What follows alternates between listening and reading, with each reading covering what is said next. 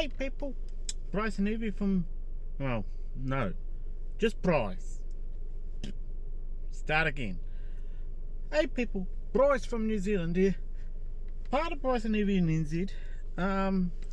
Evie part is off having a little walk at the moment while I do this because, as has been seen, this is kind of my thing at the moment. Update you on COVID-19 in New Zealand. Virus number 1 is still wreaking havoc. Hasn't stopped yet, and Delta is being a bitch. That would be the easiest way for me to say it, without throwing too many other words around. I am in the car today. The only reason being, while it has stopped raining outside, there's no lights for me to stand with a good view in the background, so you're gonna have to put up with the view you've got now. It ain't gonna be long, hopefully. I'm just gonna run through it and we'll see where we go. 53 new cases, all in Auckland. It's up to 567 total active cases in this outbreak. 37 are in hospital, 5 are in ICU, and 3 of those are ventilated or on ventilation. There has been one death, some way attributed to the vaccine, but in saying that, you can really get the condition at any time. It's nothing major, it's nothing minor. It is a very, very rare, known but rare side effect. The vaccine safety group has alerted to it, along with MedSafe, well over a month ago, and it has been into public knowledge. Like myself, I'm pretty sure there's a lot of people out there who didn't take notice of it. The condition is called myocarditis. It is basically the inflammation of the heart muscles, or heart muscle.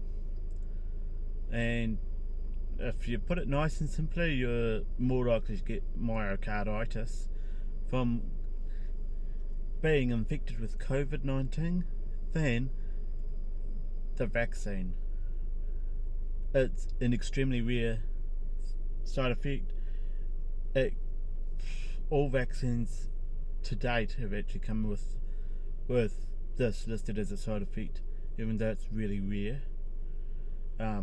Your flu, your cold, all those vaccines can cause it. So while it is known, it is extremely rare. It's like 1 in every 2 million or something suffer it. You don't even have to have COVID or the vaccine or any vaccine to have it.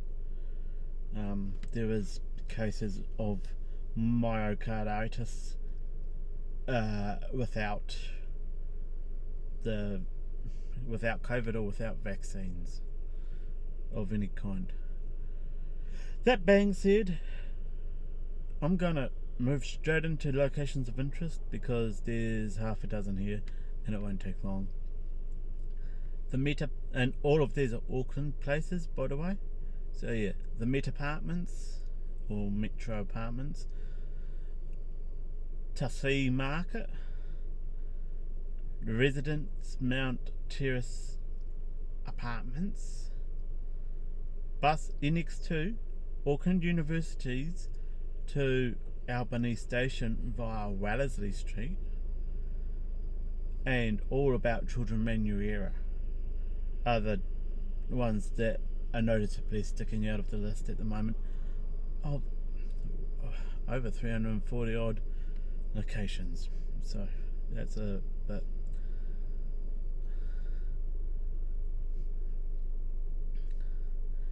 Something about the vaccine. There is no ID needed to get vaccinated in New Zealand. None whatsoever. doesn't matter whether you're here illegally, it doesn't matter whether you're here legitimately, it doesn't matter who you are. As long as you are in New Zealand, you can get a vaccine. No passport needed, no photo ID. If you know your NHI number, that is beneficial. And if you don't have an NHI number or don't know it, there are ways to track the vaccination. And they will put that into place. On to the part you've been waiting for thus far. New Zealand, south of Auckland,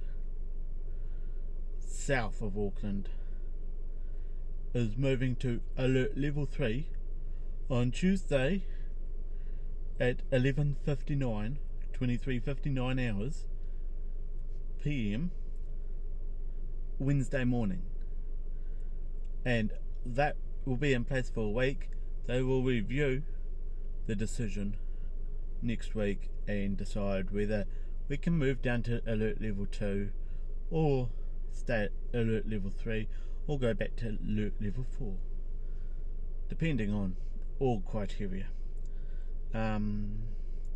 Auckland and Northland will be at level 4 for the next 2 weeks, at least the next 2 weeks, depending how the numbers go up there. The next decision for them will be made on Monday the 13th. Some go, thank God it's not Friday the 13th. And I go, I've never had a bad one, so hit that thumbs up if you're enjoying the update. Leave a comment below with your thoughts on it so far. Subscribe if you haven't already. Ring that bell. And look at the About section and join the Discord if the link's in there. I think it will be, because I've set it to be in there by default. It's a nice black night out there, by the way. I'm just going to run over a few rules that's in place during level 3, and I'm going to be done with this. So Jacinda Ardern, New Zealand Prime Minister, pointed out in the press conference that level 3 means caution. It is not freedom, it just means caution. The masks must still be worn on public transport, in taxis, buses, etc. like that.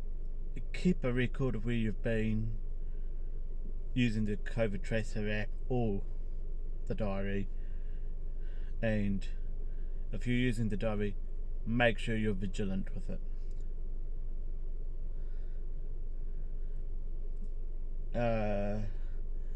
Maintain 2 meters distancing in essential services, so that's supermarket and retail stores. And by the way, anytime you enter a retail store, masks should be worn at alert level 3. I'm not saying, well, I am saying they're mandated. It's mandated, but should be worn is the key phrase. Your distancing is reduced to 1 meter in controlled environments. So basically, if you take classes at the local college or university, or you go to school or whatever, and they do attendance, they know exactly who's there, and 1 meter is fine. And as with level 4, travel in between regions is heavily restricted. Also, when it comes to weddings, funeral and tangihanga, you're allowed up to 10 people maximum for those events. And that being said, is all the information I've got for you today. You guys be safe, be kind to each other in real life and online. I'll see you in the next one. Bye.